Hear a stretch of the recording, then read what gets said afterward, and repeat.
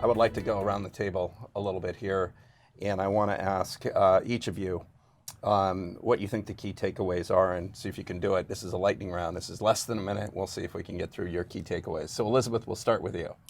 I just think shift your paradigm. People don't want to amend returns, but I think we are now in a mode where we'll have to amend returns pretty much on an annual basis. David, your key takeaway. I think most immediate issue is taxpayers that have excess foreign taxes in the general category. OFLs or SLLs, separate limitation losses, or overall foreign losses with respect to the general category, either from the general category or to the general category, and NOLs that have a component from the general category. These rules provide flexibility, but if you elect reconstruction for any one of those, you've got to use reconstruction or safe harbor for all of them. So it's either general rule for everything or reconstruction or safe harbor for everything.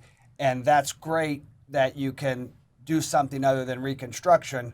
But if you use a safe harbor, not all of them necessarily are necessarily helpful. It may require recapture of income on a first come, first served basis. So analyzing all of that is going to be important. Okay. Mike, all the way down at the end here, I can almost guess what you're going to say. You're not going to guess what I'm going to say, but I have multiple takeaways. First, I think most people have R&D expense, right, and they need to really understand how these new rules are going to affect their general basket. They need to also think about whether they want to elect these proposed regs early. And if they do that, how's that affect FDII? I think they should also look at stewardship, make sure that they're applying the proposed regs correctly using an asset method. Although they don't become effective till 2020, people should start to think about that for their provisions, which are just around the corner. And I'll just throw this in. I think I would encourage people to make comments. Talk to the government about how R&D expense allocation is affecting your FDII. I think they want to hear.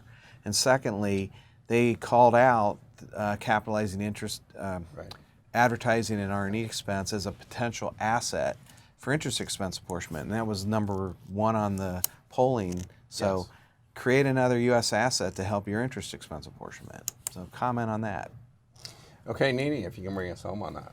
I'll just speak to the allocation of taxes to the various baskets, because now it's so important. You can't carry it forward. So the proposed rules in the -20 has a lot of rules there, and it could impact targeted transactions that they have in there, but it could also impact just mundane, ordinary transaction distribution from foreign subsidiaries. Whether it's a regarded distribution, disregarded payments between branches of CFCs and things like that. So something to really understand the rules and go back and look at the transactions and how it impacts the calculation. So something for everyone in these regulations, and I would expect with the rest of the regs we're going to be getting, there'll be plenty of things to learn too.